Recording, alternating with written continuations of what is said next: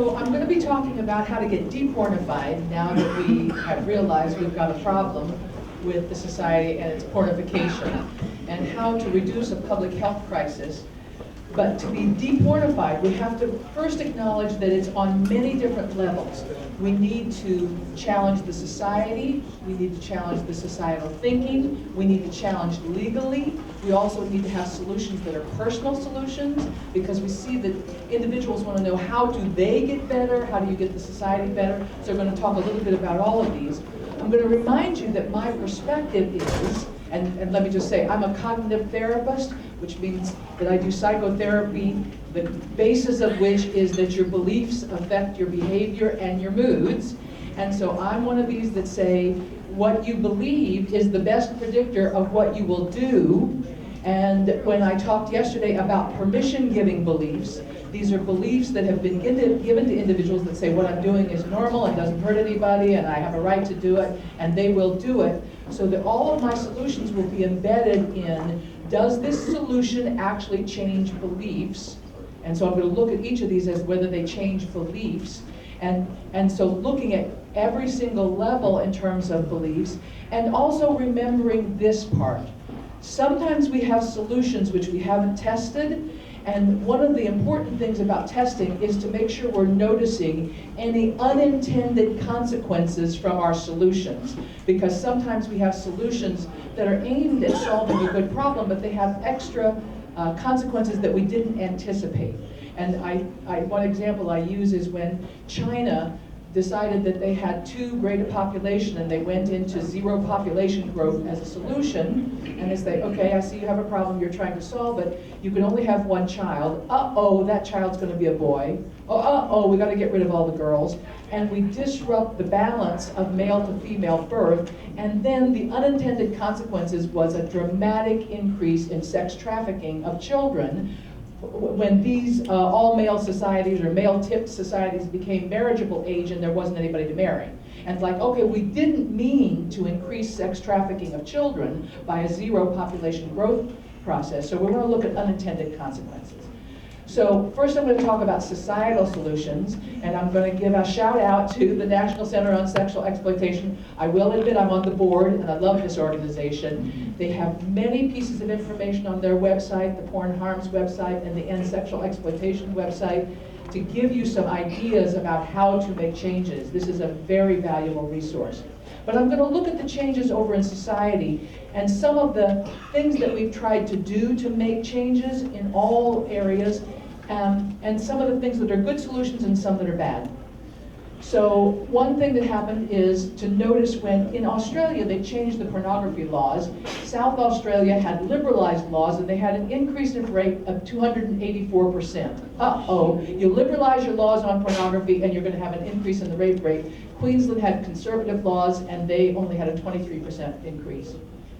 Hawaii had a social experiment that they were doing where the laws became less restricted toward porn and then more restricted toward porn and then back to less restricted toward porn. The rape rate went up, the rape rate went down, the rape rate went back up again. So by liberalizing laws against pornography, this is what you get, more rape.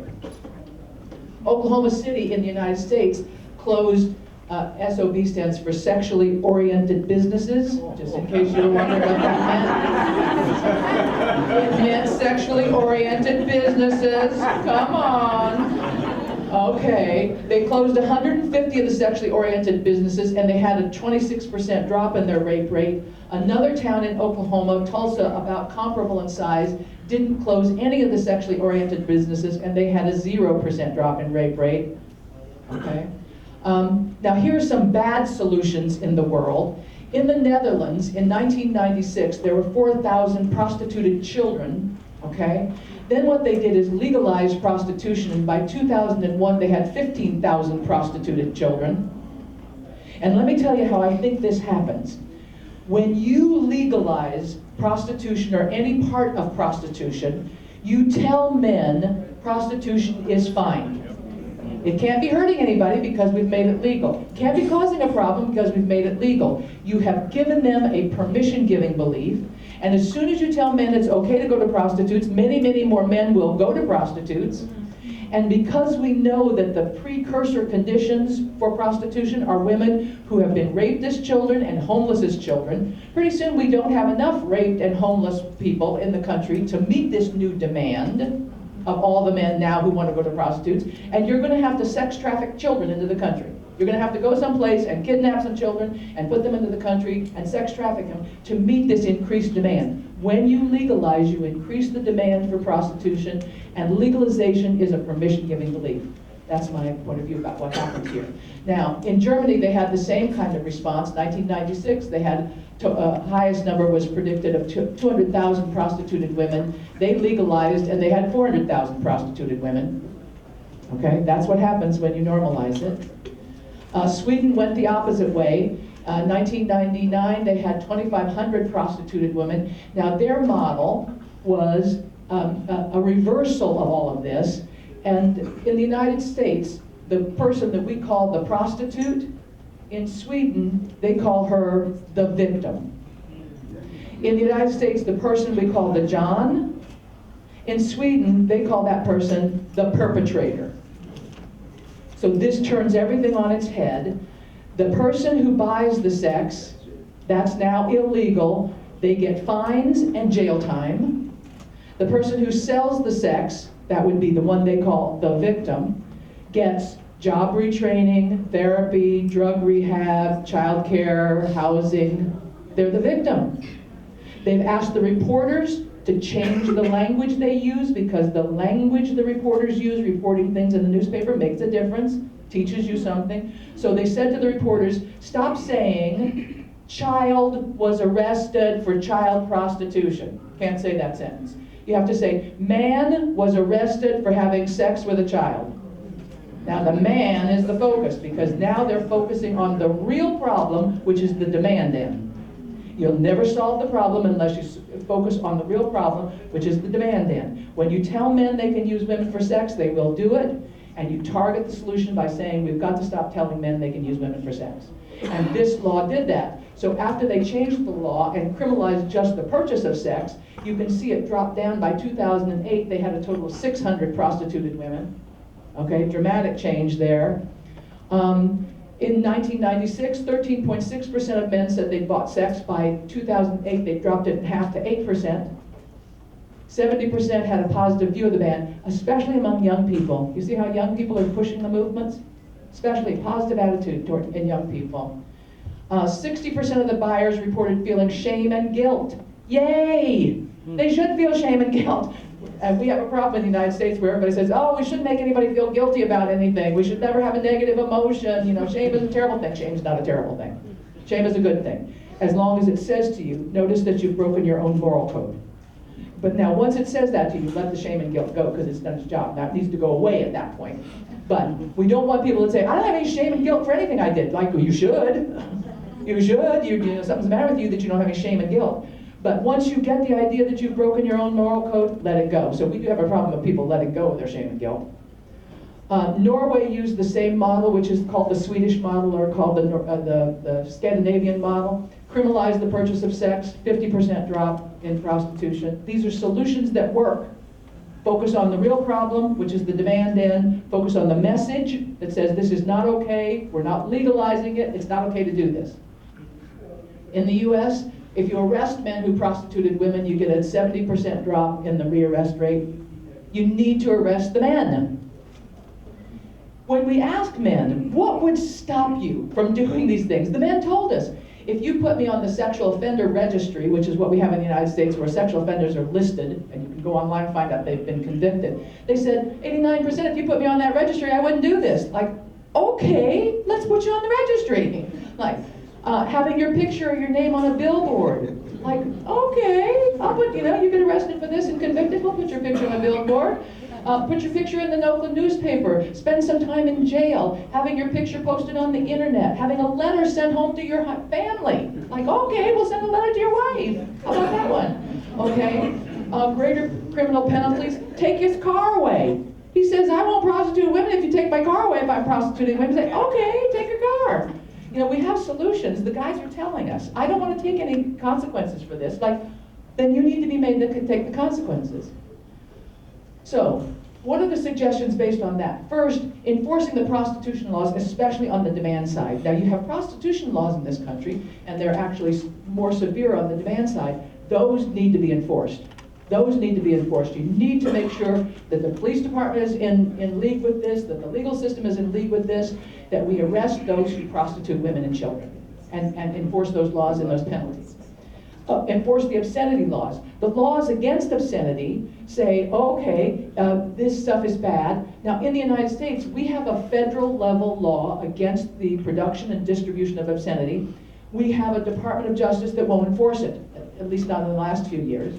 They disbanded a group of lawyers in the Department of Justice whose job was to enforce the obscenity laws. And so the obscenity prosecution team was disbanded. And what that said to the Americans, and most Americans believe we don't have any laws against obscenity because they're not enforced. We have laws against obscenity, but if they won't be enforced, then everybody in the population thinks you don't have laws, or they're stupid laws, or they're unimportant laws. So if you enforce the obscenity laws, the main change that happens is that people say this must be wrong. Change in the belief, change in the permission giving. If you don't enforce the laws, they say it must be fine. It must be fine. Opt-in for internet service providers to deliver pornography. And in England, where they have not gone the direction of saying, let's get the government to make laws, what they did was put pressure on the companies that are internet service providers and say, you need to have as your policy in your company, if you're selling internet service to people, that those people have to say, I want pornography to come through this service provider into my home. They have to opt in to get it. Now, all the service providers in the United States say you have to opt out. We will send you pornography unless you tell us not to. And in England, it's we will send you pornography only if you tell us that you want us to. And there are a lot of people who won't go to an internet service provider and say, I want to sign up me and my family for having some pornography in our house. You know, that stops a couple of people from saying that stuff. But if you send it to everybody unless they opt out, even people who don't want it often are either confused or unmotivated to go and opt out. So, and this was pushed by the service providers, the companies, rather than the government. And there are ways to convince those service providers. Sometimes you can get credit card companies to go to the service providers and say, if you do certain things, we won't let you use our credit card. Now, let me tell you, those internet service providers do not want to be cut off from the use of those credit cards on their programs. So you can get other companies that are putting pressure on this. So those are kind of policies that make a change. And again, it's about teaching what to believe.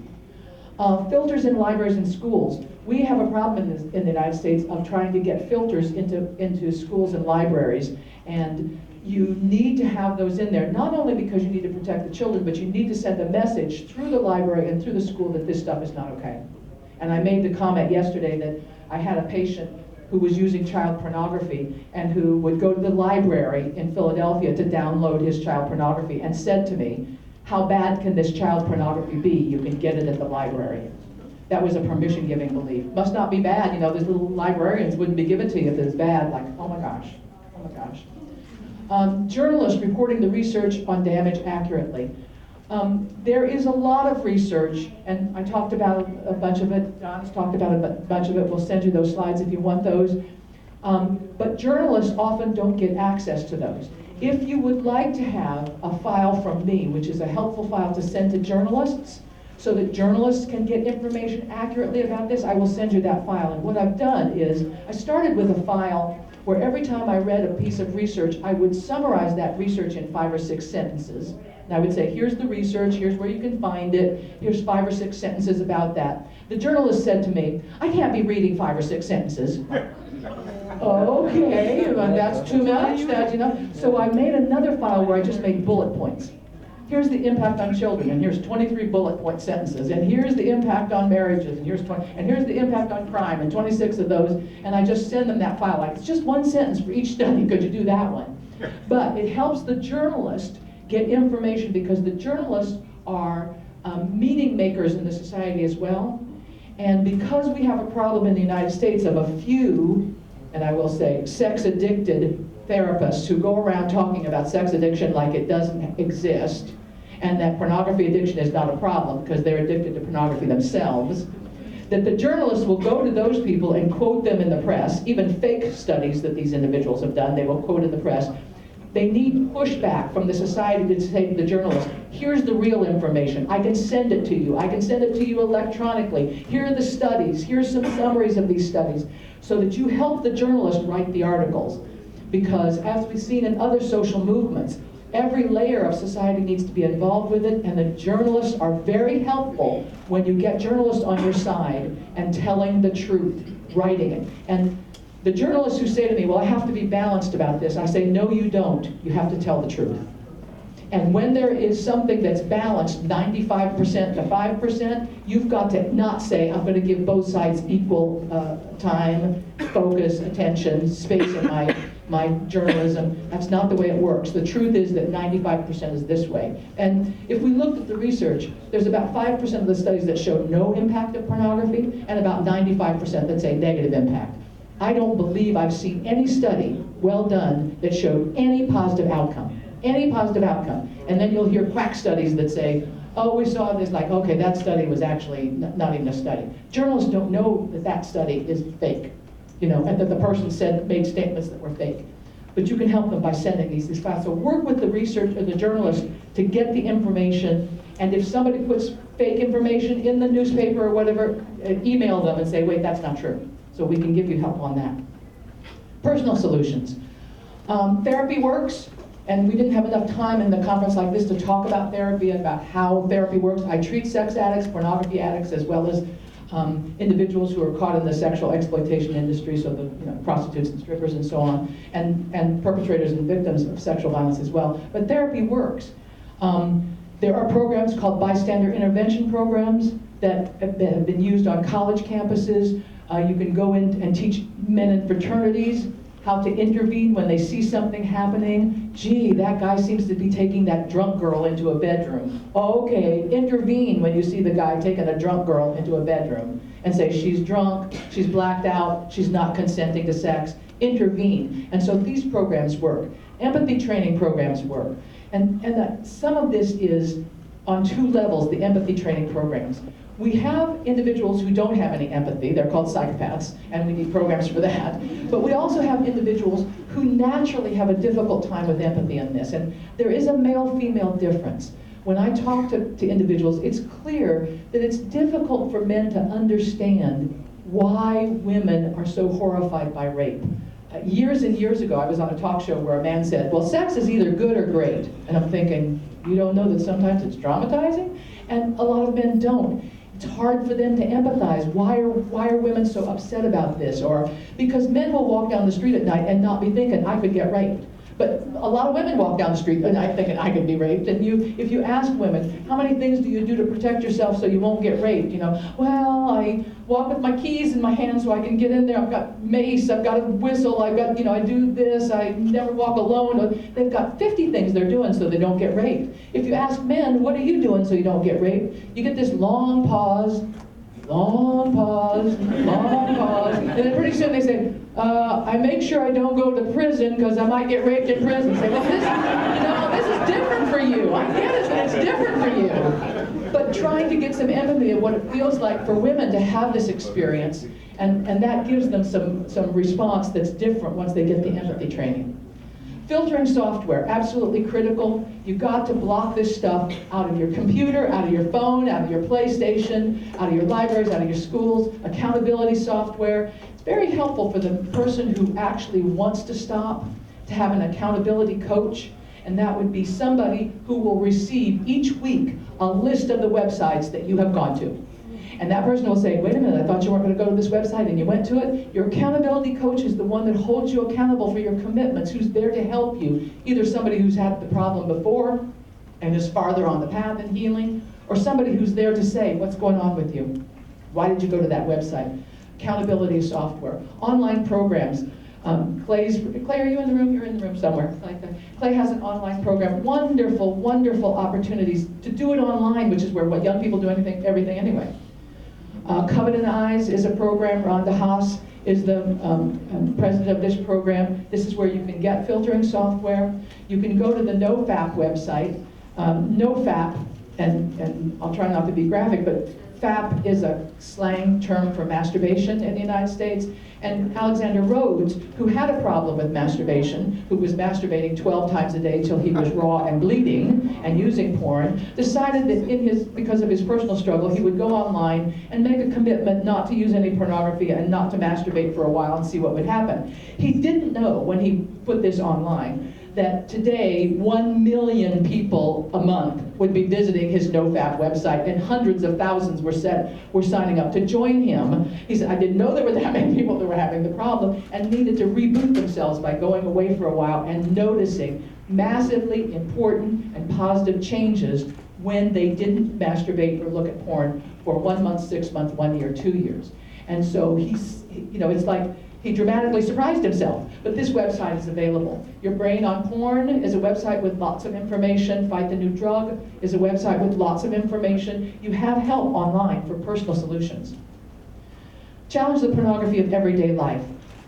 We want to make sure that we don't make the mistake of saying we're only going after the big, horrible stuff, like child abuse images, also called child pornography images. We do want to go after the horrible stuff, but you make a mistake if you go after the horrible stuff if you don't say to those people whom you're talking about the horrible stuff with, by the way, I'm not implying that the lighter stuff than this is okay, because psychologically that's what they hear. If you say I'm going after this horrible stuff, they decide everything that's not as horrible as that is now fine. Uh-oh, we don't want to do that. So we want to make sure that we go after the lighter end stuff. And that means putting your money where your heart is. Your money is power. Where you spend your money is power. See where your heart is and spend your money in a way that reflects your heart, and then you can, so you don't spend money with companies that send sexual exploitation messages, both at the light end and the heavy end. Now, in the United States, here are some of the legitimate companies in the United States that are involved in pornography.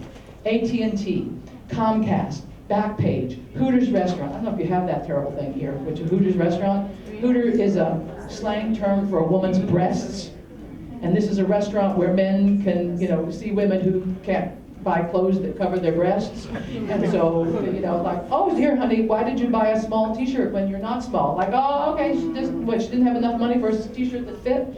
So, that, this is a slang term. And we somehow let people get away with naming, restaurants for an insulting term about a woman's body part.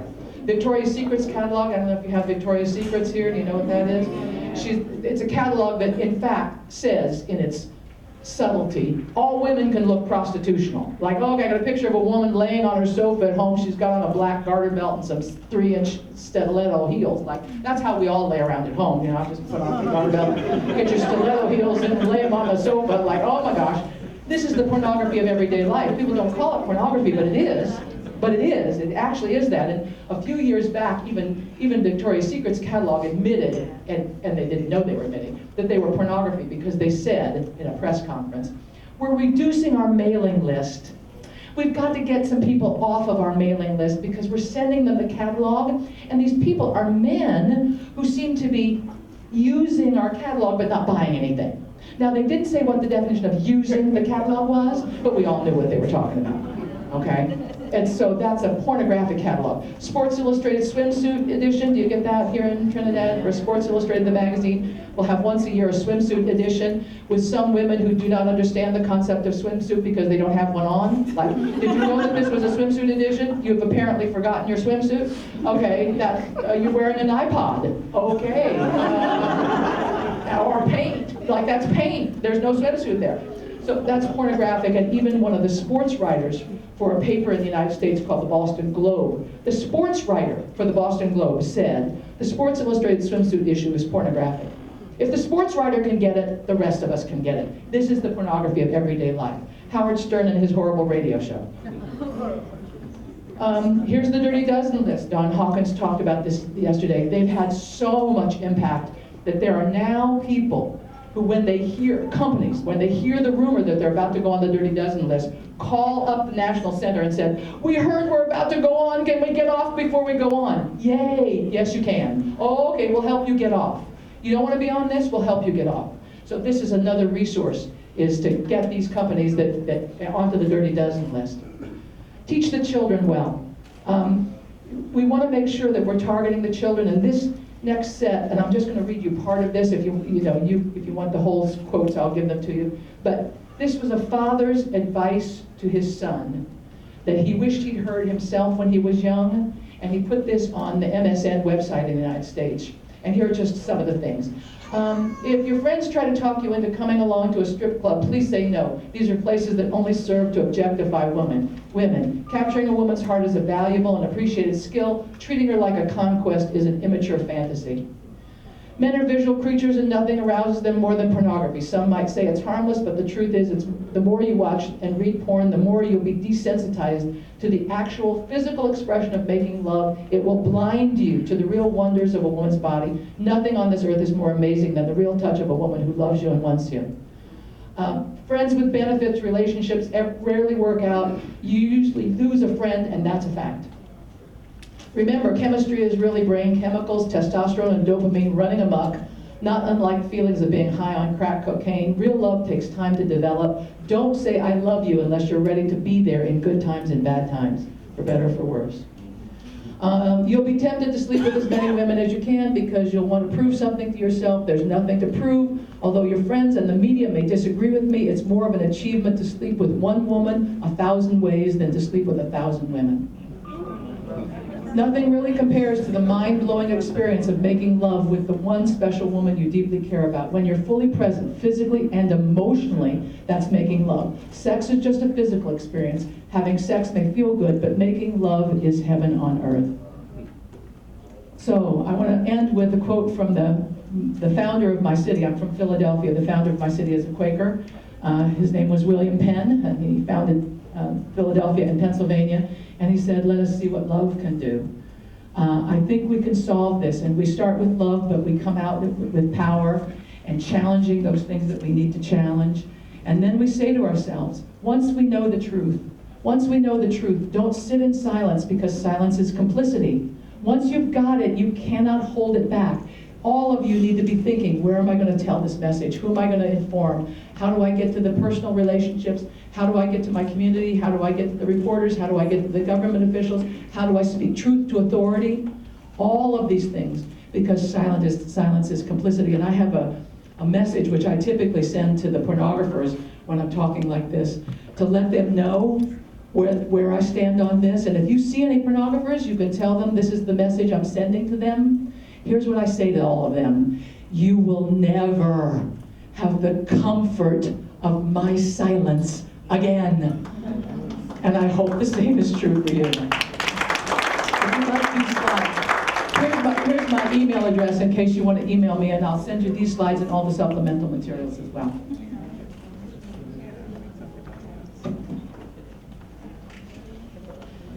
Oh, we're switching our chairs here. I'm sorry, take a chair when somebody was there. Okay, so let's express our thanks to sharing there with us. Remember yesterday we were reminded that our focus, that we have to move from being a talk shop to devising strategies to really work at this matter. She has shared quite a bit with us today. I'm seeing people taking notes. And so this, from now till this evening, these are the moments where we begin to work through our brains as regards our strategies to move forward. We now invite Dr. Hilton for his presentation. Thank you. Thank you. So my email is here at the bottom. Okay, right here. And dhiltonjr@sbcglobal.net. Feel free to email me. I don't. Can you call it again? You can't see. Can you call it? Okay, it's D Hilton like the hotel, JR like junior, at S as in Sam, B as in boy, C as in cow, sbcglobal.net. So please feel free to email me.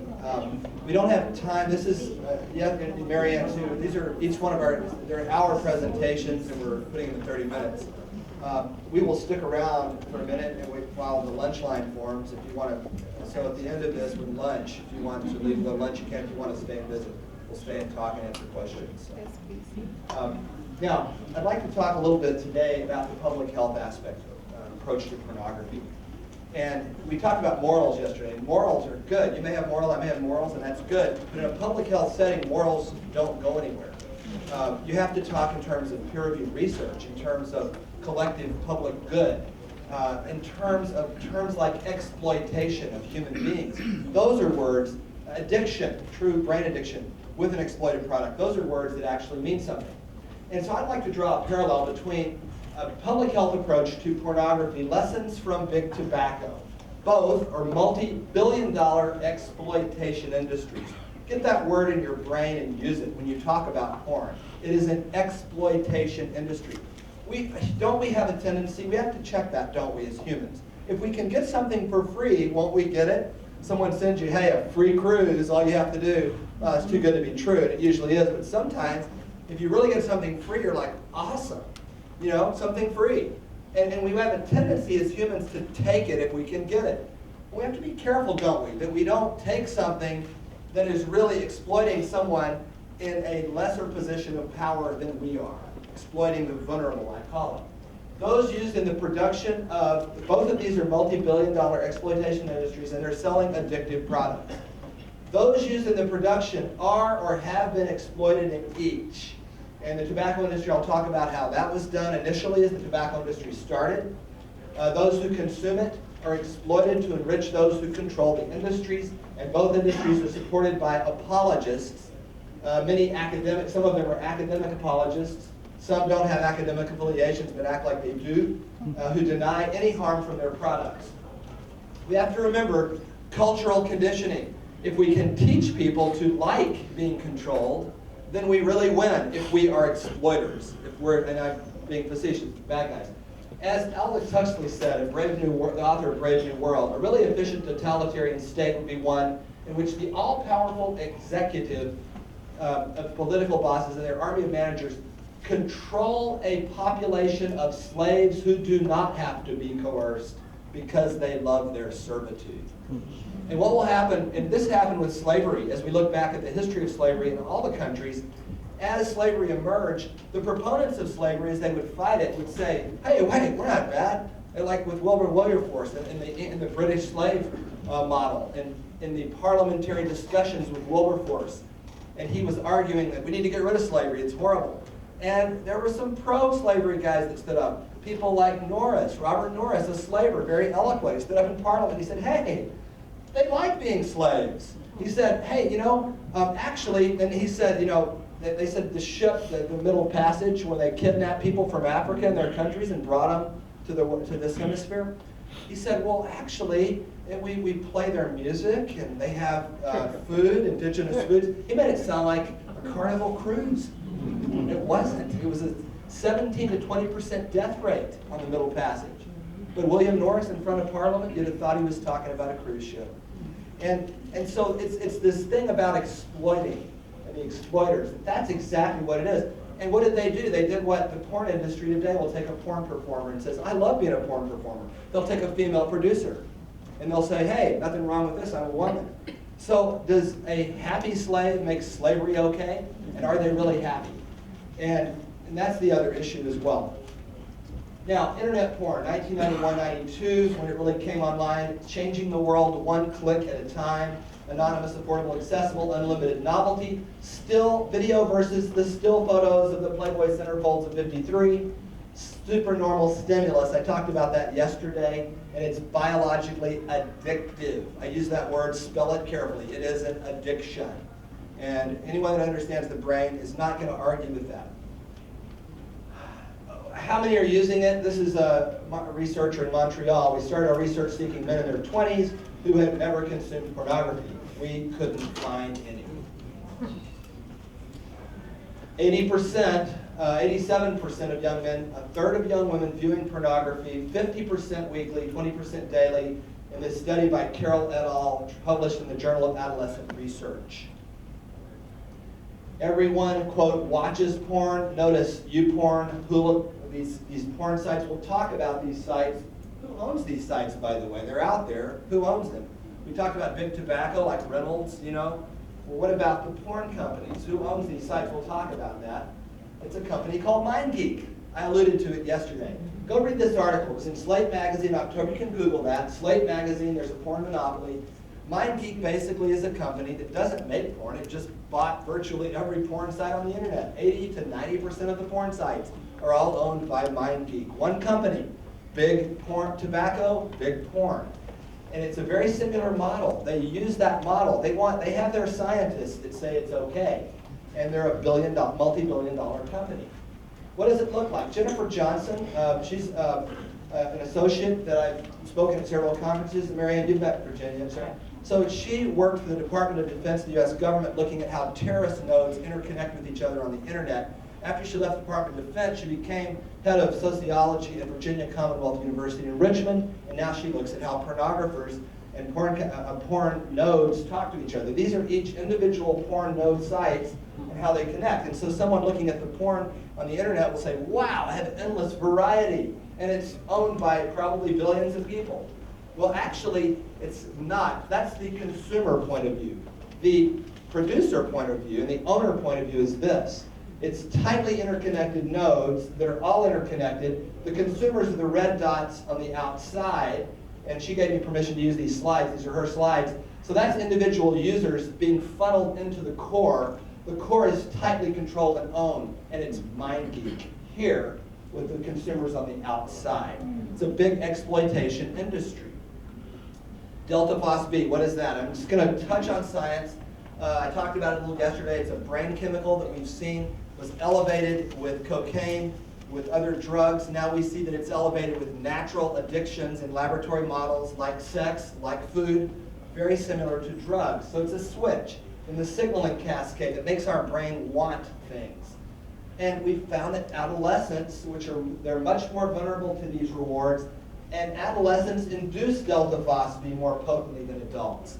That's one reason they're more prone to addiction, and to pornography addiction, to sexual addiction, to any addiction.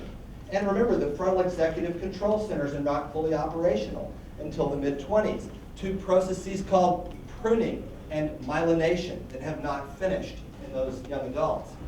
Now, briefly, tobacco. In 1904, it was a moral issue. This study said, for instance, however noble or worthy in character may be some who use tobacco by common consent, it's a tool of the devil. It's bad because it's a moral issue. That was the only objection to tobacco 100 years ago. They didn't know anything about bronchogenic carcinoma because they didn't have public health studies to dissect out that people were dying more, and most people were dying of tuberculosis. So they didn't have time to get bronchogenic cancer as much. And then also others will publish things today. These are two studies that said the only reason porn's bad is because religion tells you it's bad and you feel guilty about it. If it wasn't for that, it wouldn't be a problem. It doesn't take into account what Marianne was talking about with the No Fap site with Alexander Rhodes and Gabe Dean's site, Reboot Nation, with literally thousands and thousands of primarily young men calling in with sexual dysfunction, over the majority of which, 60% of which, are agnostic or atheist of these young men. So religion's a big deal to them. Why are they calling and trying to quit porn? So that doesn't make sense either. This is a little scroll through tobacco, and I'm going to use this because we're going to talk about porn. So it was in 1595, Anthony Chute first his New Leaf out of Virginia, right, 1620 Virginia, and he brought it over to Europe and everyone started smoking it. He said, hey, it has many strange virtues which are yet unknown. No kidding.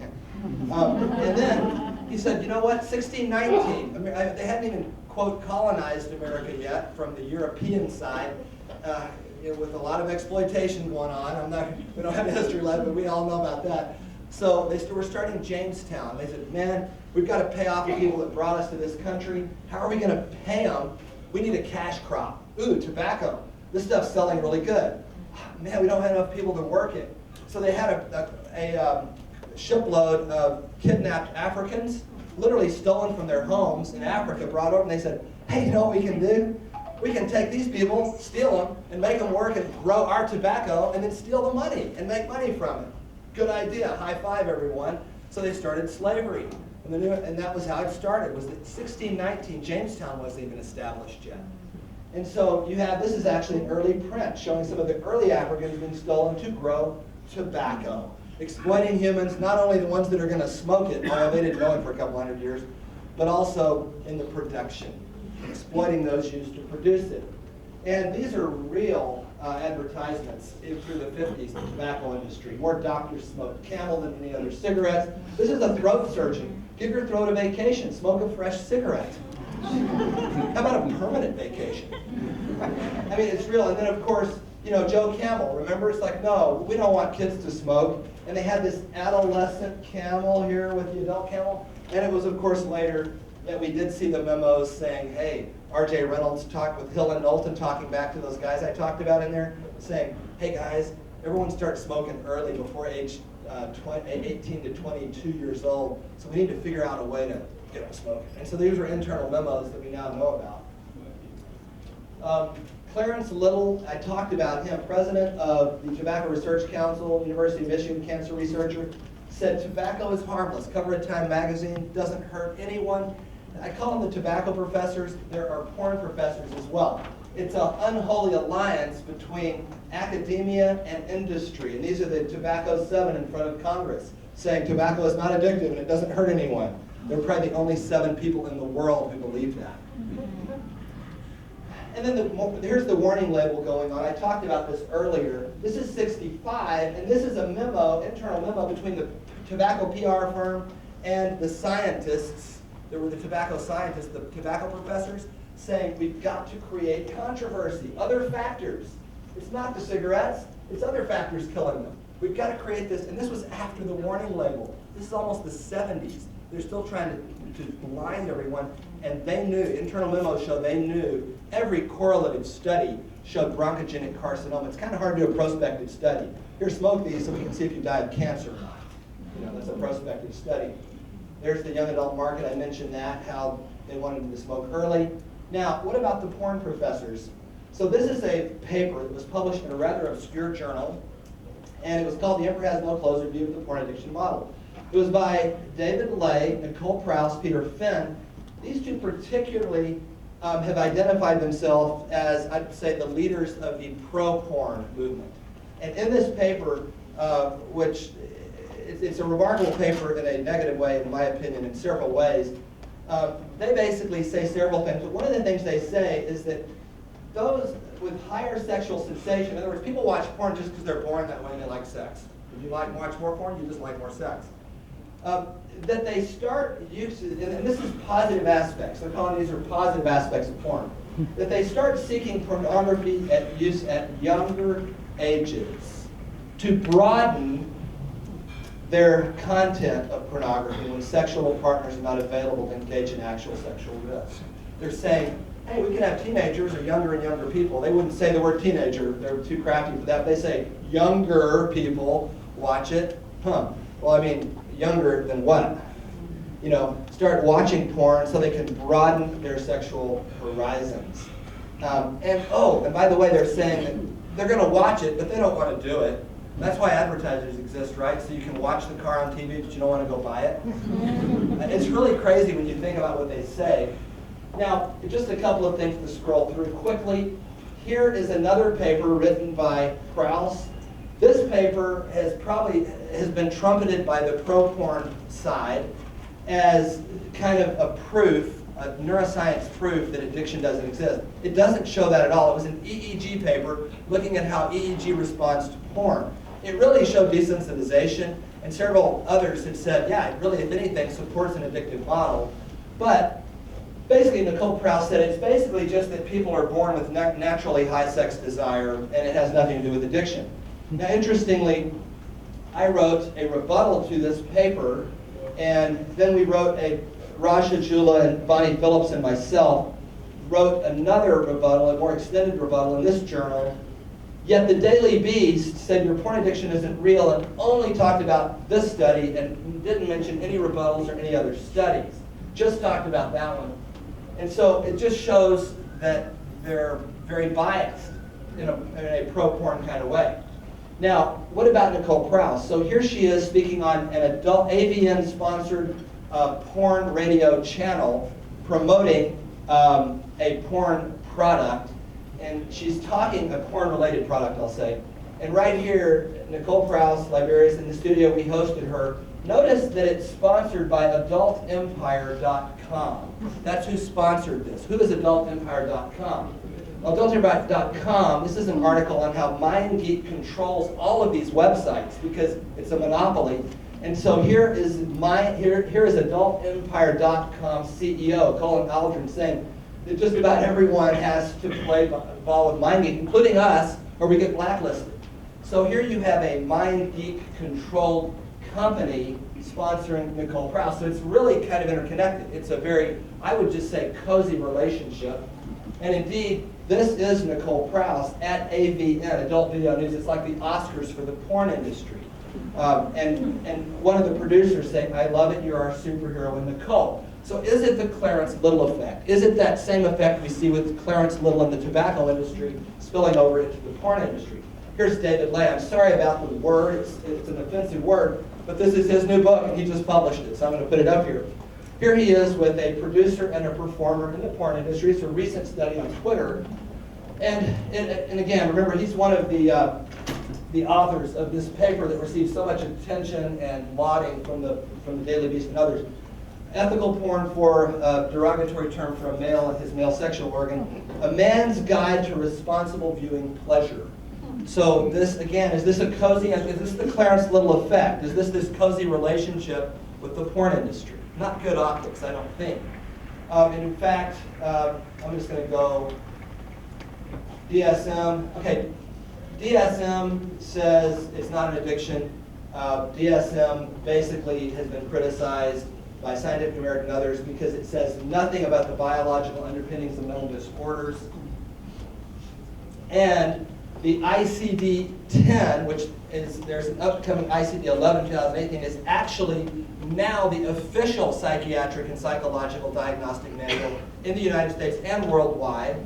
Okay, it's UN, it's WHO sponsored, versus the DSM-5, which is APA sponsored in America and is very politically controlled. The DSM is. And this is basically a new definition that is very likely going in 2018 into the new ICD-11, which is coming out, saying yes, there is compulsive sexual pathological behavior. I'll use the word addiction. And so the ICD-11 is definitely coming around to it existing. And since October the 1st, 2050, the ICD-10 is mandated for use in the United States. And this is a current definition. It's the code F552.7, which basically can be used as a sexual addiction code today for you psychologists out there. Today. It's there. So don't go to the DSM-5. It doesn't follow science. Now, this is the paper I referred to a minute ago. So in other words, it's by Proust et al., saying that it's sexual desire. This is a paper that I published. It came out the same week in the same journal, just by chance. I had no idea she was publishing.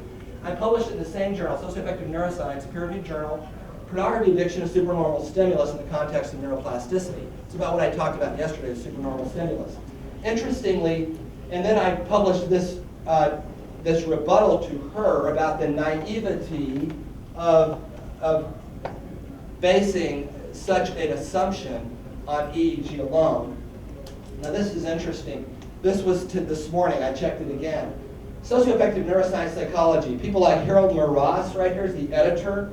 He's a famous neuroscientist in Paris. He's the editor of the journal. Published the Mirror Study on Pornography.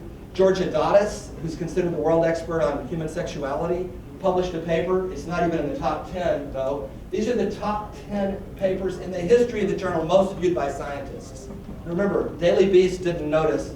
And I was honored and amazed that my paper is actually number 1. Proust's paper, which received wide press, is number 2. And the third one is by rebuttal to Proust. Yet Daily Beast only commented on this one. They missed the ones that scientists actually read more. It just shows the bias. Responsible consumers. We've talked about the public health aspect. So what about diamonds? What about chocolate? You know, look at diamonds coming out of Africa. I lived in South Africa for 2 years. I was a missionary there. What about exploitation of those who mine the diamonds? You know, blood diamonds, all that. Well, we have what's called fair trade certification, right? For chocolate, for diamonds, right? Where you want to make sure those diamonds weren't exploited diamonds. And what about the porn industry? Even animals, you know, we have these signs we put on films. No animal was harmed in the making of this television program. Can we say the same thing about porn today with the movies being made? Do we have this sign on it? No human was harmed emotionally or physically in the making of this movie? Where are the longitudinal studies that show that? Why isn't David Lay and Nicole Prowse concerned about that and about these performers? Where is their outrage? Where is their concern? They're professionals. And yet, David Lay says porn provides a legal outlet for illegal sexual behaviors. In other words, computer-produced child porn would be really good because then they can watch child porn and they won't want to go do it. Again, it's that advertising's worthless, and $6 million for 30 seconds for a Super Bowl advertisement, the advertisers are being robbed, right? Now, what about this cultural sculpting as part of the public health? We talked about this with the yesterday and some today with regard to all of our cultures. And Joanna Angel, a porn producer performer, said girls these days just seem to come to the set porn ready to perform. They've been sculpted, they've been taught, this is what you are and this is what you are for. This woman actually gained some fame. She actually was a Duke University student and started to do porn. Got on The View, they gave her some press time for it. And basically she said, I enjoy sex, I love watching porn, it's cool. And then she said something else, I didn't feel like I had a lot of options talking. It goes back to that exploitation thing, doesn't it? In the end. Yet they had her on The View. And on The View she said, I'm a slut that needs to be punished. It goes back to Joanna Angel. They come to the set porn ready. They've been carefully taught by adults, by society. Going back to positive effects of porn use, in other words, it's associated with a decrease in rape. That's what the pro-porn people will say. They go back to this guy, Milton Diamond. They go to D'Amato. Who was the other guy? Marty Klein. Marty Klein. And these guys all say, yeah, Marty, he's quite a guy. Quite a guy on this issue. I mean, I'm not saying anything personally about these people. I don't know them. I'm talking about what they say. What Marty Klein, Milton Diamond said. So he basically said, whoa, if you look, rape is going down on government statistics in multiple countries, and porn is going up. So he said, ooh, that correlates, so that means porn is making rape go down. They're watching it, so they don't have to do it. That's what he said. Number one, that's equating causation and correlation, which they try to hit us for, but they can do it. Number two, there's not even that correlation. It turns out, I mean, look at the U.S. military, look at college campuses, Title 11 in the U.S., and look at this paper. Go read this paper. Corey Rayburn Young, How to Lie with Rape Statistics, America's Hidden Rape Crisis. 1 million unreported vaginal rapes in America. This is a great study. It's published in the Iowa Law Review. Go read it. And someone emailed Marty Klein's site and said, hey, this guy right here, what do we do about him? And they said, oh, it was in a law professor journal, and he's probably some student. This guy is a full professor who publishes in Harvard Law and other law journals and has published numerous times on sexual exploitation and rape. He's actually a national expert on this, and he's a full professor of law. And this is what he says at the end of his paper. Instead of experiencing the widely reported rate decline in rape, America is in the midst of a mid-rape crisis. With regard to what was asked earlier about statistics here, we see that in all countries. And I remember that police, and this is in the paper, I won't take time to go through it, but basically he details in the paper how the statistics are low. Do you think politicians are given attaboys and attagirls for reporting higher rape stats? Do you think that gets them reelected? And police chiefs, okay, chief, you get reelected because your rape stats are higher. They don't. So there's a tendency to underreport. St. Louis did it. They reclassify rape stats as lesser offenses as part of the Uniform Crime Reporting Stats. And the police officers in these cities purposely declined to make written reports. The victim made a rape complaint. A lot of things. Rape is the most underreported crime. So those stats that Diamond and others use are worthless and are actually false. And what about condoms? I'm going to say a minute about this because it's important. So this is Cameron Bay. She acquired HIV on the set. Many others have. The porn industry still says, no, we don't want condoms. Now I thought so porn is the #1 educator of our kids for sex, and yet they're saying they don't want condoms. But the kids are going to believe the schools telling them don't use condoms, but then they're watching porn. Which one's going to be a more powerful educator of the youth? Watching people have sex without condoms? Well, of course, the porn industry fights this. And even OSHA is the Occupational Safety Health Administration of America. OSHA has come out in California and said, you've got to wear condoms from OSHA because of body fluid transmission. Try to be careless with body fluids at a doctor's office, for instance, and they come lock us up, right? We have to be very careful with body fluids. Not the porn industry, they get a pass. And yet Steve Hirsch, the president of Vivid, one of the largest porn companies in America, said, we'll fight for our right to express ourselves as we please. He didn't finish the sentence. At the expense of the health rights of others who we can exploit. He didn't finish that part of the sentence. And he wanted to overturn the law. Now this is Nicole Prouse. This was just tweeted on her site. She just voted no on condoms.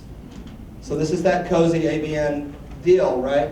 And yet, and remember, she is not an MD even. And yet she's commenting on a health issue. And here she is voting no condoms in porn. Let them keep infecting each other. This is a study showing an infection recently. I've already talked about okay, we're getting to the end real quick. So, just another job. Sorry about some of the words here, but this is Jenna Jameson, considered to be the most successful, and arguably female porn performer. She's there, been on Oprah, she's been on multiple shows. Most girls get their first experience in Gonzo, taken to a bad, I'll edit my own, studio apartment in Mission Hills and penetrated in every way possible by some abusive jerk who thinks her name is Bitch. These girls go home afterwards and pledge to never do it again because it was such a terrible experience. Unfortunately, they can't take that experience back, so they live the rest of their days in fear their relatives, co-workers, children will find out, which they invariably do. Even Steve Hirsch, about his own performer, says, well, the average girl probably stays in the business for a year or maybe longer. Being in the adult business doesn't last forever. No kidding. Does not. This is another perspective on a male porn producer. I was the first to shoot Rocco. Together we evolved towards rougher stuff. He started to spit on girls, a strong male-dominant thing, with women being pushed to their limit. It looks like violence, but it's not. I mean, pleasure and pain are the same thing, right? So if we took electronic probes to his sexual organs, he might change his mind. And just, I could go on and on with these. I'm not going to spend, this is one porn performer. As porn grows, more men with Neanderthalian abuse of women are getting power as talent producers, increased acceptance of violence. That scares me because it means there are even more troglodytes watching this and getting off on women being hurt. The play Les Mis, I've seen it several times. My son's in dental school in New York, and we watched it again a few months ago. I always thought this Lovely Lady song was kind of a comic relief. I'm ashamed to say the power of it hit me. The absolute devastation of the prostitution portrayed. It's the same in the 1700s France as it is now. If you look at the words to Lovely Ladies, you can wear your shoes, don't make a change. You have a girl who can't refuse, easy money, lying on a bed. Just as well they never see the hate that's in your head. Don't they know they're making love to one already dead? It is an exploitation industry. And as Robert Jensen said in Empire of Illusion, what does it say about our culture that cruelty is so easy to market? We accept a culture flooded with images of women who are sexual commodities. Increasingly, women in pornography are not people having sex, but bodies on which sexual activities of increasing cruelty are played out, and many men, maybe a majority of them, like it. Now, back to tobacco, where we started here in closing. So this is John Boland, CEO of Miller Brewing. It's a beer company, but it's actually owned by Philip Morris Tobacco, okay? And he said, as the father of two sons, 17 and 20, he faces similar conflicts in his private life. I don't want, meaning his sons, I don't want them to drink. He also says he doesn't want them to smoke. I don't think it's healthy for them. That's my job as a parent. It's not the government's job.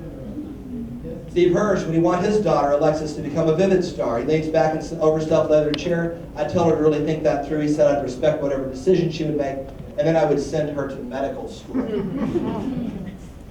And of course, even Jenna Jameson. If her daughter wants to do porn, I'd tie her in the closet. It's not something any parent would choose for their child. For my child, I would want them to go to college and be a doctor. So they seem to be stuck on doctors. Jenna Jameson. Another perspective, Jim Powers, they're 19, they're hookers, they don't care, a throwaway commodity in a throwaway world. And life sings in steel. It's a very sad slide for me, porn performer, producer. I find myself not that much unlike the slaves and slave traders of some 400 years ago. I participate in the most heinous of all trades, the buying and selling of human flesh. I trade my own flesh for monetary compensation, and I sell the flesh of others for the same. I jogged yesterday. I like to run and just see it. I jogged around the savannah, beautiful park, great jogging trail. It was great. I enjoyed it. Read about the history. Originally a sugar plantation. Several hundred years ago, there were people being exploited out there growing sugar, which was going back to England. It's all part of the same thing in a sense. It's another way to exploit people. And this, of course, is the famous portrayal by John Mallory Williams Turner on the slave ship Zong, when they had kidnapped Africans from their home and they were stealing them to go over to the Americas to use them, to force them to make tobacco, sugar, whatever.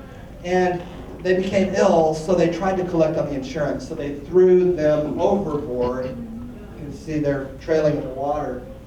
Like Jim Powers said, remember the porn producer? They're throwaway people in a throwaway world. And that's what, essentially, it's the same thing. Different time, different group, but really human beings being exploited the same way. So back in closing to David Lay's new book that he just wrote, this porn professor, they chew them up, spit them real fast. As porn grows, more men use Neanderthalian views. Jonathan Morgan, the market forces the industry use them up. And I'm just tired of the industry. These are all performers. The way they treat us like we're just pieces of meat, that we don't have a mind. Our bodies, everyone's, we have no soul. You have this stuff all over you. They're telling you, hold it. It's all about the money. They've forgotten who they are. They don't care who they're hurting. Alan Payton, Cry the Beloved Country. Incredible book. Anyone read that? So please go read this book. Please go read this book. It's one of the most powerful books. Alan Payton wrote this book back in the 40s. South African. But he fought against apartheid at a time when you got thrown in jail for fighting against apartheid in South Africa. I was in South Africa in the 70s and 80s. And I went into Soweto at a time when the government, the white Afrikaans government, did not like us going into Soweto. And so I really like Alan Payton and what he said. Incredible book, powerful book, great movie with James Earl Jones and Richard Harris. It is not permissible to add to one's possessions or pleasure if these things can only be done at the cost of other men and women. Such development has only one true name, and it's exploitation. Then we go back to Cicero 2,000 years ago. Yet more of emotion be eliminated. What difference is there? I say not between a man and a brute, but between a man and a rock, or the trunk of a tree, or any inanimate object. That's what our brains are for. They're to love and to connect. We're not just amoebas eating parameciums. It's not just a stimulus response. Viktor Frankl, who came out of Auschwitz and survived the Auschwitz experience, said between stimulus and response, there is a space. In that space is our power to choose our response. In our response lies our growth and our freedom. Let's do better. Thank you.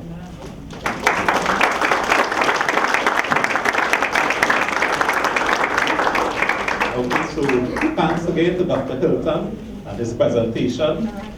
I'm sure this morning here we've been moved, and while he's speaking there towards the end, I'm remembering a comment this morning by someone, Jillian, I'm not sure if she's in here, but she said she felt depressed.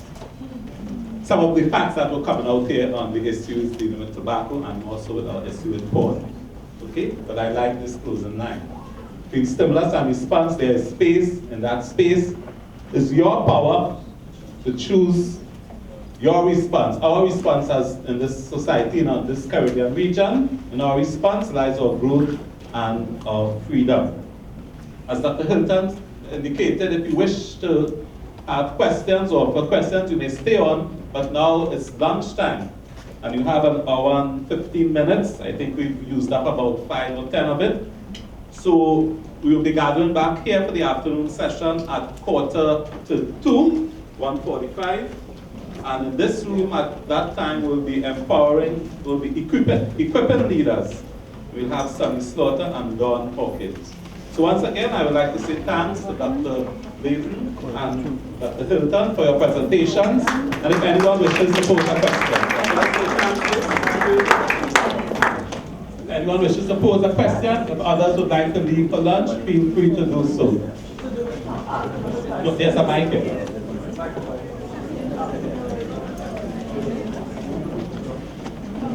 Right, Dr. Layden, the question first to you. You had spoken about the bystander intervention, as a program, as a personal solution. I want to find out to what extent has that been effective, especially when people have at the back of their minds to help or not to help, and that is at possible risk to themselves. There is some research on the impact of bystander intervention. John Bobert has done some of this research at Oklahoma State University. One of the projects he did was to give it to fraternity members who are overrepresented in rapists on college campuses, more than their numbers would expect. And he found a 40% reduction in the behavior among the fraternity members. So there is some good data now that's coming out that it works. Now we want even more effective things to do, but we start with, and Dr. Fobert's program is both a bystander intervention and an empathy program. It's a two-stage program. Some are working mostly on the bystander intervention, some are working on the more empathy. He has a program which is both. This question, thank you, Dr. Layden. This question is to Dr. Hilton. You're very passionate about what you say, Dr. Hilton, but we know that policy is driven by positivist research. To what extent, because you spoke a lot about adolescents and the effect and how this has affected them, especially myelination and all of these things, to what extent has a lot of these studies influenced, let's say, the UN or UNICEF, where these are clear to me violation of the rights of the child? To what extent have these studies? There are a lot of studies out, and Marianne, I can provide them for you, that show negative effects of children, adolescents that watch porn. Effects in terms of their academic performance, their delinquency, drug use, all of those things are associated with higher porn use. And so the data is there. It's just, I think to get this into policy, that's what we're doing here. It has to be a grassroots effort where citizens demand that it's not just David Lay and Nicole Prouse getting into the papers and getting into the policy. We have to do that as well. And let me say, the UN has not been very responsive. That's what I'm saying. And yes. part of the problem is that they've had their own scandals where peacekeepers who were sent into countries were having sex with the children. And so it's, they need to clean their own house. They've considered policies like supporting prostitution as immigration for work. Let's put a nice name on it so it'll not smell as bad as it did. Influenced by Amnesty International. Amnesty International has recently taken a stand toward legalization of prostitution, and we've had the National Center on Sexual Exploitation is targeting Amnesty International for their stand on legalization of prostitution. Amnesty International is influencing the UN. So the UN is not as cleaned as they should be. We need to put pressure on them. Clean up your own scandals, get the research, and stop being influenced by groups that are influenced in negative ways, because we know that some of the influence on some of these groups are coming from brothel owners, from pimps who want to rename pimping as managerial, it's like, oh, now you're a business person and you're just managing people. So they put a nice name on it. They call it sex work. Gee, all we need to do to clean it up is to give a retirement fund. Well, no, that doesn't actually reduce the post-traumatic stress in it, So the UN needs some help. It needs some encouragement. And one last comment. I want to follow up too on that issue. The word sex work really, really upsets me as a human being. I think it's an exploitive term, and it takes a marginalized group of people who are almost culturally and socially coerced and schooled and sculpted to do what they do, to be, so that a class of more powerful people can exploit them and use them. So the word sex work, to me, is just another form of exploitation. And to me, if you're going to use the word sex work, if you're going to call prostitution sex work, then you have to call the antebellum slavery South cotton work. Well, and I often say too, from a psychologist's point of view, if it's work, why is it that only women who've been raped and homeless want to do it? Why is it that men don't want to do it? If it was that great, men would want to get in on it. And we know that, when I'm working with sex addicts and porn addicts and men who are going to prostitutes, at some point in the therapy, I say to them, how much would I have to pay you to let a stranger invade you? Are you, what's the number that you would have to be paid in order to have some stranger have anal sex with you? And let me say that 100% of my patients says there is no number, because men don't want to do it. Men don't want to do it. So it is It's called sex work by those who are being advantaged by it, the brothel owners and the pimps, but when you look at the statistics on who becomes prostituted, it's not in the United States rich, white, 30-year-old women with options who wake up on their 30th birthday and say, I think I'd like to be prostituted. Yeah, I think I'd like to be prostituted. That's not who's becoming prostituted. If they have options, if they're privileged through their richness and their whiteness and their education, they don't want to be prostituted. It is people without options. It is people that are underprivileged. It are people who've been psychologically damaged, and I hear some of the things that they say, oh, this, I was raped as a child, and this is, now I'm doing this and I'm getting money and, I'm empowered now, and I'm thinking, do you know how far down you have to be that looks like up? This is not empowerment. This is just, if you're going to be raped, I guess it's better to be raped for money than be raped for free.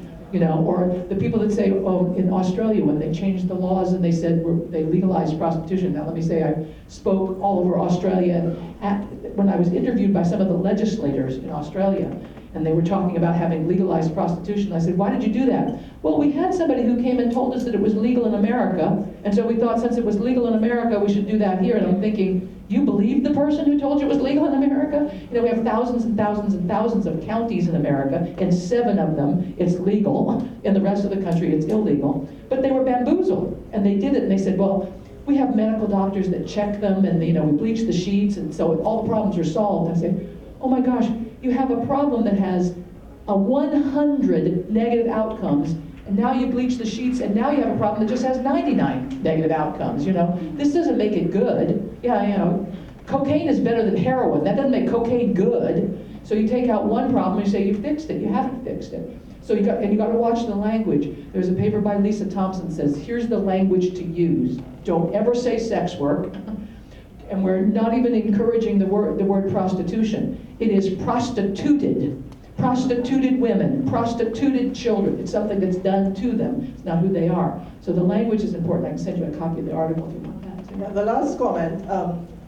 I do believe that pornography, I know that Mr. Olson said it's the new drug. I'm a psychologist, and I believe in this part of the world, pornography is slavery revisited. I really do believe that, because I believe that we still have the wielding of power relations within it. And one of the questions that I think we all need to ask is, why do our young people are not more perverse than the other, and the other parts of the world, why do our young people hit on those porn sites? And I think we need to revisit gender socialization of our males and females, and this whole cultural aspect. Thank you. Can I encourage you to keep saying slavery revisited? Everybody in this room, will you use the phrase slavery revisited when you're talking to people? So that's a perfect term. And you've got to start where, I got to start with the heart. It's like, oh, that yanks the heart. Let me also say, you've got to start with people's self-interest. And when I talk to young people, the first thing I say is to the boys, you won't be able to function sexually if you use porn. And now they perk up. They want to hear that. Years ago, I've been working at this for 30 years, started off with the feminist message. It hurts women. They said, yeah, we don't care. I said, okay, how about you won't be able to get an erection? Okay, I do care now. Okay, now I care. Now, if I can't get an erection, if I can't complete an orgasm, I care. So you start with what they're interested in. Tell the boys they will not be able to have sex with women if they use this. And now, all of a sudden, they care and they want to hear your message. And that's a great point. I was talking to Bob Jensen a couple of weeks ago when we were in Houston, and that's a great way to get them in. Hopefully, as they change and realize, like Alexander Rhodes and Gabe Dean and others, who initially were afraid of porn because they couldn't function sexually, but now you can see as you talk to them that it means more than just about me as a male, because it's still that patriarchal, male-centered, oh, it's bad because the male can't feel pleasure.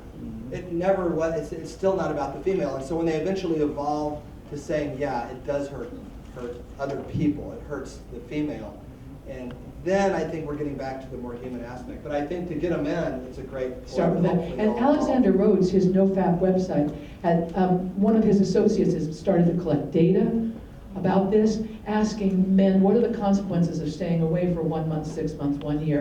And they're finding surprisingly wonderful data that says, oh my gosh, their sexual dysfunction dissolves after 1 month, 6 months. Like, okay, that's good data. But they also find unusual, unexpected consequences. dramatic increases in altruism, general altruism, kindness and caring and for others, and empathy. Like, we didn't expect that if you stop masturbating, all of a sudden you'd get altruistic, but they do. And so you don't want to tell them that that's the first consequence. What we say is the first consequence is you'll be able to have an erection and get an orgasm. Okay, I like that. And by the way, you'll start caring about other people as well. It's like, okay, that's good too. That kind of goes to my point. I want to share a quick experience first, because I feel as if locally we may be getting a little overwhelmed as to what can we do. A couple of years ago, my son was 5 years old. We were driving through our town in Arima, and there were these huge billboards at every corner. Some party was coming up, and the image was of a woman's bottom. That was the whole picture, and it's huge. And we're driving on the road, and my son says, "Mommy, why is that woman's bottom on the road?" And I couldn't answer him. So we drove to the police station. And I walked in and I said to the officer, "Can you explain to my son, please, why at every street corner there's a huge poster of a woman's bottom in the road?" And they laughed and they snickered. And we drove around, nothing happened. I came back another day and I said, "My son is still asking," and the posters are still up. 2 or 3 interactions like that, and I'm proud to say that we were able to drive around and see them destroying the posters after all. Yay. So it's possible, because I was embarrassed, I was outraged, I was humiliated. Who took That the little posters action, I don't care. Yeah. Awesome, it's great. You know, but after being laughed at and snickered at, it happened. So we can make little changes. And also on the line of little changes and the whole issue of empathy, I have a concern about these videos that I see my kids looking at. It's called Try Not to Laugh. You ever seen these vines? It's like an extreme version of America's Funniest Home Videos, where, you know, somebody's riding a bike and they slip and fall and they hit their head or they hit their genitals. And I'm, as an adult, I'm just cringing because a slight angle differently and somebody could be seriously hurt. Yes. And kids are killing themselves laughing at these things, and it's called Try Not to Laugh. And if you watch it long enough, very easily in the middle there's an image of a girl falling, her legs split open and you can see her underwear. Or somebody falls and there's a boob exposed. And I'm telling my children that's grooming. Yep. That's grooming. Because a couple of things are happening, and of course, thank you for the validation, because they just think I'm, you know, neurotic. But what I realize happens too, that when we're out and you see somebody fall or somebody slipped, their first reaction is to laugh. Yeah. And I jump on it, I said, that's my point. Yeah, that's my point. Yeah. And it's coarsening and you numbing them. you lose your humanity, you lose your empathy, you lose your realization that this is somebody getting hurt. And from there, it's very easy to get into pornography, and these people are just objects. So I just wanted to raise that point for us, that there are little places where we can start, and we always have to be constantly vigilant, because those videos don't get blocked when you put a filter. Right. They're trying not to laugh videos. You know, so you're there snickering at somebody being hurt, but it leads into somewhere. I just wanted to know if I'm on track with them. Yes, absolutely. Yes, and that goes with the pornography of everyday life. If we don't protest, you know, these things that are pornified, if they don't match the definition of pornography, you miss it. But it is the coarsening and the numbing that will allow you to take it to the next one. Hi, good evening. Hi. Just one thing, I would like to know if it's said that people who view child pornography tend to act it out on children.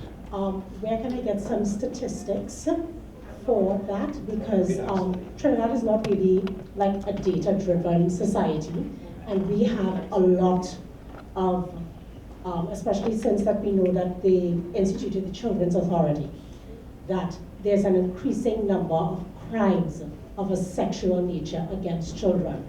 But I would like to know if you all could like direct me as to where I could get like statistics from other countries to show exactly what and how this, you know, affects our young people. How does child pornography affect more like numbers to show that, okay, people who, this percentage of people who view child pornography, this is what happens, because I mean, you hear all these horror stories, not only here, but I recently bought a book, A Stolen Life, the story of J.C. Dugard and some of the, you know, you see it all over. So just where can I get some statistics? Well, and let me say 2 things. First, I don't get much pushback when I say that people who use child pornography are touching children and raping children, because a lot of people just sort of common sense say, of course that would be what happened. But there is a researcher named Cito who does collect some of this.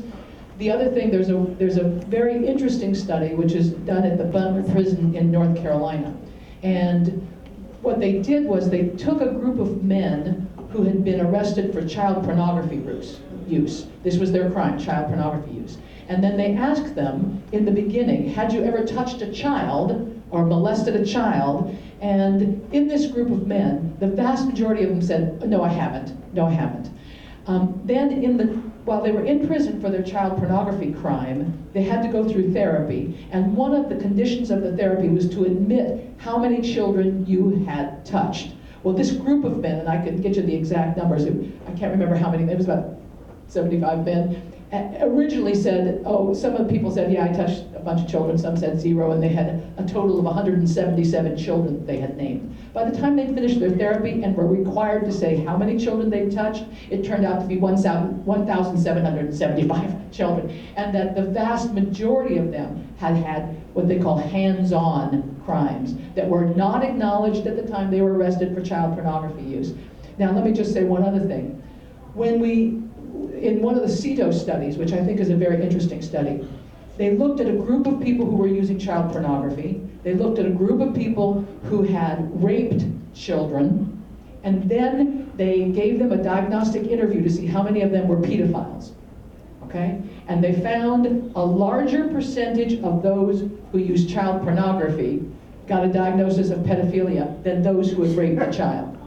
Because the kind of pornography you use is a better predictor of what your sexual orientation is, because you can control your pornography use more, you can control your fantasy use more, you have more access to it, then you have the control of, do I have a child available that I can rape? So some of the people who rape children are actually not pedophiles. They don't prefer children. Some of them, and maybe this is too much information, but some of them are actually either psychopaths, and what they prefer is to rape weak people. And children are weak, but if they can't get a child, they'll get a 90-year-old woman, and if they can't get a 90-year-old woman, they'll get a drunk woman, and if they can't get a drunk woman, they'll get a woman with mental retardation, or somebody that's weak.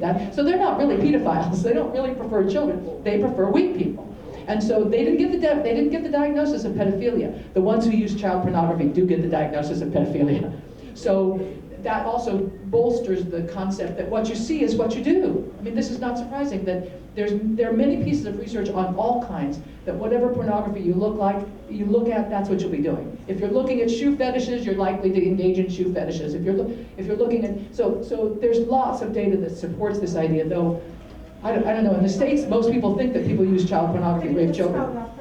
The SETO is the researcher's last name, and the Butler study is BUNTER. Yeah. So can we move now maybe to the last question? Yes, So you have some time. Go right ahead. I've been noticing in primetime TV, more and more you're seeing domination in heterosexual relationships. Yep. Talking about detective shows, it's all over the place. Yeah, but Shades of Grey is a movie that I said it was X-rated or whatever, but I'm talking primetime television.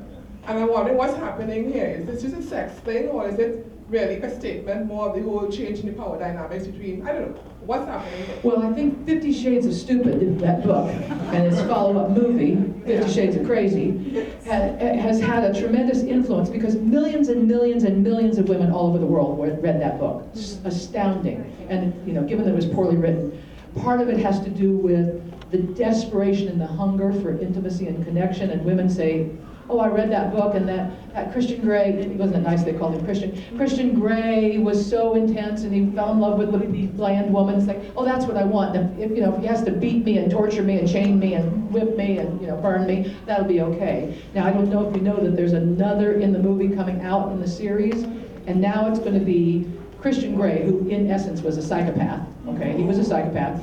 This new movie is going to show that he turns into a loving husband, and all you needed to do was take a psychopath and let him torture you, and he would turn into a loving husband. And those of us in the mental health field said, who knew that was a treatment for somebody who was a psychopath? We've been trying to get some treatment that work, and you just let him burn you and torture you, and he'll turn into a loving husband. But all the mythology of that has actually filtered into all over the place, and I think that the BDSM people who have wanted all along for this to be normalized as just another sexual choice, ignoring that there is a disorder called sexual sadism, there is a disorder called sexual masochism. They don't like the fact that those are considered disorders. We just want to be a sexual minority, have wanted this, and they have also pushed this book and this whole phenomena into every mainstream movie, every mainstream TV. We're having it all over the place. It's just going to be pervasive that if you let him beat you, you're going to have the most wonderful sex you've ever had. Like, wow, maybe the only thing he can do is beat you because he's watched so much sex he can't actually get an erection. So maybe he just has to beat you. You know, that's all we got left. But it's noted in the United States as well as what you're noting here, that TV shows and movies and all of this are taking this on board. It's tragic. I just wanted to comment on the neurological part of that. So dopamine and oxytocin. Dopamine is the arousal, I want it drug in our brain. Oxytocin is more the bonding, and both of these are released in powerful amounts with sex. And so if you infuse that, then this powerful reward that you're experiencing with violence, with aggression, then suddenly the person says, oh, I guess I always liked to be beaten and have my hair pulled and be called horrible names when I have sex. Because when I have these sexual arousals, it's tied, like it was with the rats I talked about with cadaverine yesterday. And pretty soon the rats like cadaverine when the normal rats hate cadaverine. But suddenly these rats are schooled and sculpted and neurologically imprinted to like it. And that's what's happening to millions of women. They're being imprinted to a new, it's just another form of the old tired male patriarchy. And let me just say, the bonding that goes on in the sex act, whatever you put into that sexual template, and what we have is a lot of young people having risky sex, illicit sex, sex in public, doing all these things. You have now bonded your sexual response to risky, illicit. When you get married, and it's no longer risky and illicit, like, this is sort of boring, I'm not enjoying this, like, okay, I must not be in love with you anymore because I've conflated love and sex. And so the high rate in the United States, a high divorce rate in the first year of marriage, because like, it's not risky and illicit anymore, it's not exciting, so they start having an affair. No, now I like her, I must be in love with her because she's risky and illicit, let me divorce you and get her, then we got her, now she's not risky and illicit anymore, okay, now I'm bored with you because I can't have, you know, like, okay, now I gotta get another one, you know, gotta have another affair, like, oh my gosh, whatever you put into your sexual template, yeah, will be part of it, and you have to be very careful what you put in there. You know, protect your eye gate, protect your sexual template. So that part of reasoning that develops at age 25, will fully develop at age 25 within young people, coming back to your question with the teenagers. Whereas you find for insurance companies, for example, under 25 years old, they say we ain't taking that risk at all because you're all daring and you want to do this and that and that. So the brain, the reason part of the brain and the daring part, or the what should I say, the emotive part of the brain, that within a 17-year-old, 16-year-old, you know, because these are where who think, hasn't fully developed. So there, as with the reasoning of the using the frontal lobe. So in that age group, right, as that age group, is, one could say, the most vulnerable in terms of impressionists, the impressionist mind, where at-risk behavior, where the porn industry taps into that as well, and creates the same question you're asking, why at that age, and abuses it in a sense, and when that pattern occurs, it already reorganize the brain already, as you were saying, reorganize the brain. So when that person reached the age of 25, let's say, that brain is no longer the brain it should have been. It has these patterns or trails or pathways that is already impregnated, and therefore the addiction is already flourishing there. But you can treat addiction, and let me just say, when I talk to my sex addicted and porn addicted patients, and I'll say, okay, you've exercised your brain like a muscle. You lifted on this side, and that pathway has gotten bigger, thicker. We can measure it as thicker. We can see that on brain scans you got more dendrites going. You lifted on this side, and you got the Popeye of muscles on this side. You didn't lift on this side. here's what we're going to do. Stop lifting on this side, start lifting on this side. Let's build up the brain on the other side. This one will shrink. Over time, this one will shrink. This one will get bigger, you know. So we can treat this. The brain continues to be plastic. By stopping. And by stopping. And doing what- other good things. Right, and so, I'll say to them, as soon as an image comes up to you, as soon as you're walking down and you see a billboard, physically turn your body and your head this way. And I get them to practice. Turn your body, turn your head. Turn your body, turn your head every single time. And that you can't stop that first second, but you can stop the second as to whether you're going to elaborate on that, see that some more, plant that deeply in there, so that there are things that they can do, and the treatment has a number of steps, but they can get better. They can get better. Yes? I was saying to Father here, at our carnival time, it is normal to see men with half-drunk women, and nobody bats an eye because it's normal. Yeah. One of the objectives of having fun seems to be becoming intoxicated. Yep. So, I mean, God knows how many rapes are taking place, but nobody. It's normalized. It's the permission-giving beliefs. It's kind of like just Yeah. about this our culture to get drunk and to go off and the savannah is there. There's a woman the other last year, was it? Yeah. Girl? On the savannah? Yes, murdered, multiple, all boats broken, Japanese. And see, challenge it and say, you know, our culture's better than that. Our people are better than that. There's a quote recently from the First Lady of the United States, Michelle Obama. She's talking about the election right now, but she says, when they go low, we go high. And so when you see these things, you say, this is not part of our culture, this is not what we admire as a people. So if you're trying to tell us during Carnival that this is just how we do it, no we don't, we're better than The that. mayor actually had to resign because he made a comment that sounded like she looked for it. Yes, Oh, yeah. Well, and in the United States, we had a general who after a serviceman had raped a young girl in Okinawa, where America has a military base in Okinawa. He had raped a young girl, and his commander said during a press conference, why didn't he just go to a prostitute? And they relieved him of his command. He was booted out of the service. He was the head. And so we're catching people say these things and pushing back. And I am actually optimistic because we're pushing back on things we used to accept. And we're sort of waking up and the scales are falling from our eyes like, I can see. I was once blind, now I see. That official actually was holding on, he was not resigning, and the politicians seemed to be waiting it out to see if public Yeah, that's what politicians do. public opinion got strong enough to So make him resign. the people's will, and see, that's what you gotta do. Well, and we're having an election in the United States with the negative voice of the people, and one of our candidates has bragged about being involved in sexual assault a week ago, and bragged about this, and the pushback is dramatic. But 30 years ago, we didn't have any pushback. The people are saying we won't put up with it. So all of you got power. Don't put up with it. We're better than that. When they go low, we go high. Thank you very much. Thank you.